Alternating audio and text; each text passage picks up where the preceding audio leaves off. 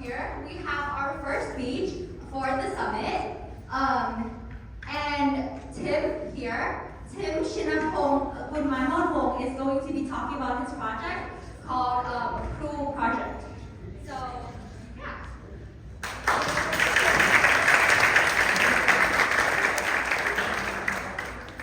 In Thailand, we are currently living in a society polarized by extreme inequality.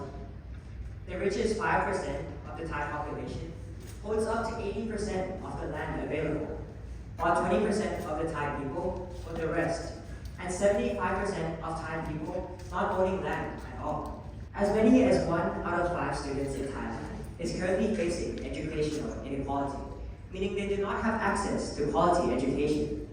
Bernie Sanders, a respected United States Senator, once said, "A nation will not survive morally or economically when so few have so much and so many have so little."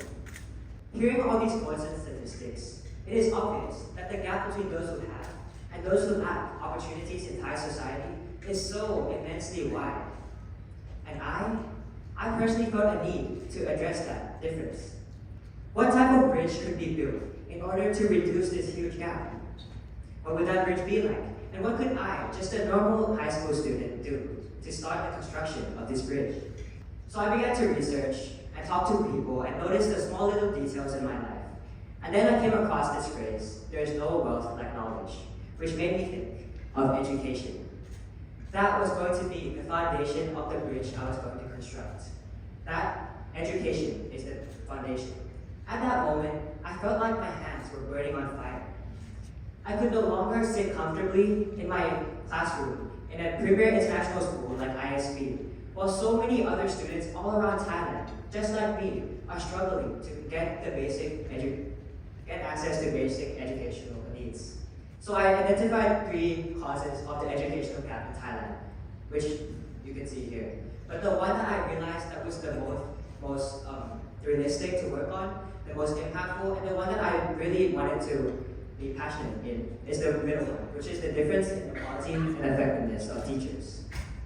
I believe if I could support teachers all around Thailand in supporting their students, that is where a change could happen, because the impact transfers from the teachers into the students, which overall can improve the educational quality in Thailand.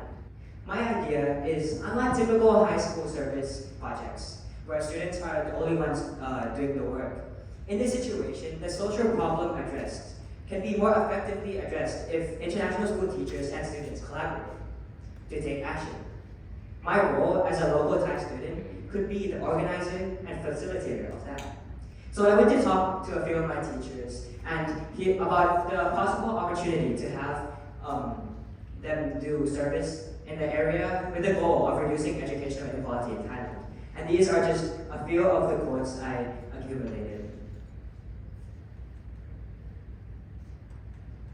What I noticed was there was a recurring theme in all my discussions, that there really was a need for this. So international school teachers are always looking for opportunities to give back to their local communities.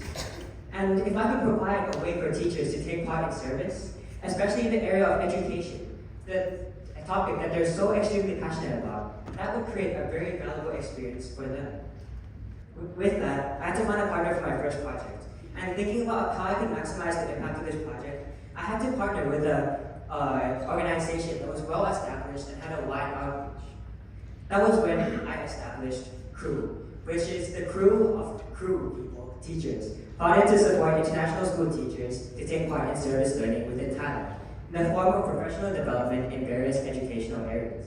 To explain, KRU in Thai means teacher, and each of the letters represent, K represents knowledge, R represents respect, and U represents understanding. So with that, I had to find a partner for my first project.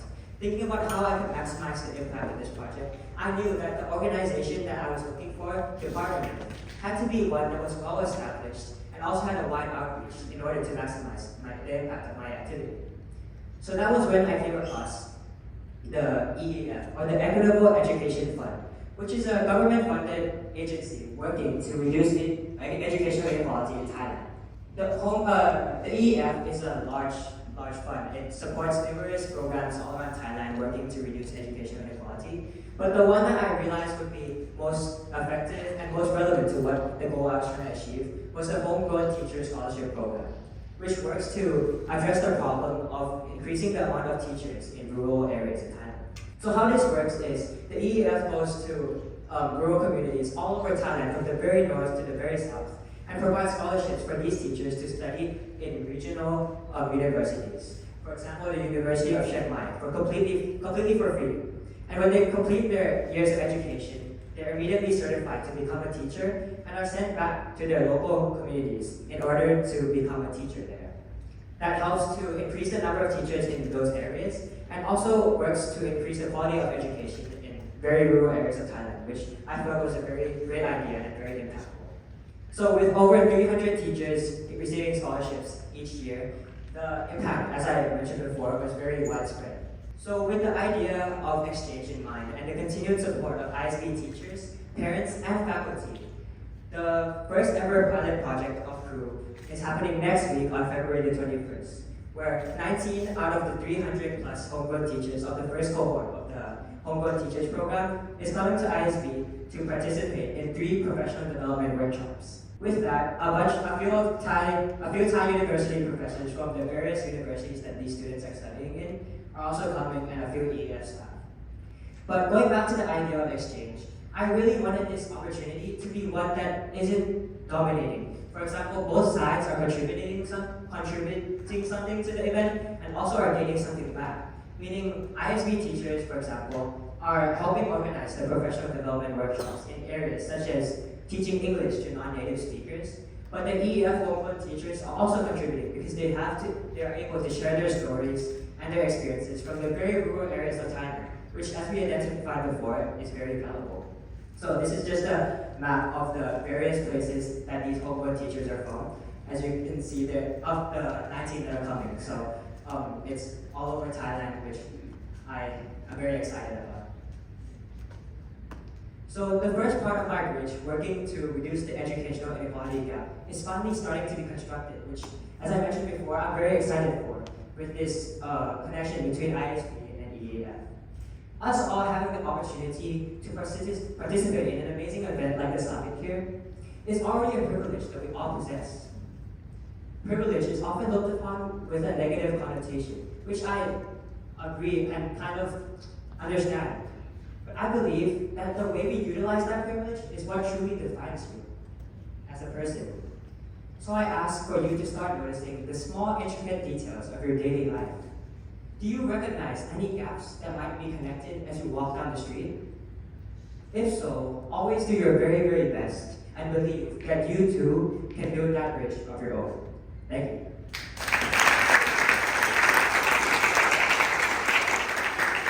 This is just an Instagram account I made like last night. It has like 0 followers, but if you want to be the first follower and follow my journey, you can scan the QR code. Thank you so much.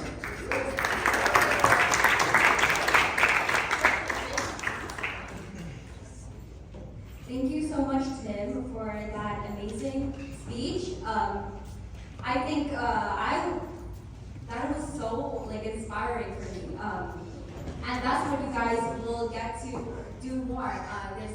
This whole 3 days that you're gonna see each other, you're gonna share your experiences regarding your service journey. So thank you, Tim, and I think it's time for desserts.